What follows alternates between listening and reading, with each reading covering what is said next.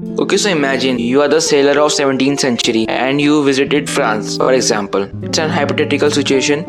So let's take an example. You don't know their language.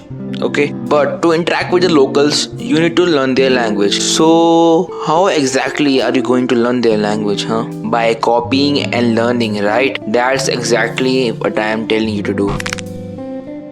Everyone tells you to copy and learn, but here's what they don't tell you. Listen, we have been copying and learning since our ancestors were monkeys. Yes, but the most essential thing we need for copying and learning is the mindset. Well, that's what I'm going to teach you about. How to build a correct mindset for copying and learning. If you're copying a pro and you are a noob right now, so your work will be miles away from the original and it's perfectly fine. Just remember, repetition is a king. The more times you do, the better you get. But you need to analyze the deviation every time. Never compare directly to a pro's work or you will only get disappointment. First compare it with your previous work. That's called horizontal comparison. Yes, I have written my script and notes bro. Number 3.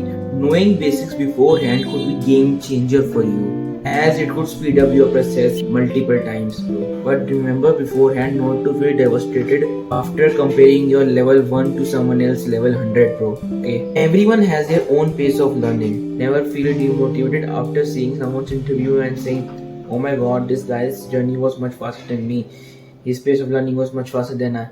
This all is bullshit bro, all bullshit. Last but not the least, never copy blindly. There's an old saying which goes like, even copying requires a brain. So always use your brain while copying, okay? Then only you will register the details of it in your brain, right? In every attempt, try to add your inputs, your own inputs while copying others. Your perspective, your unique item could be anything, bro. Even every small detail counts.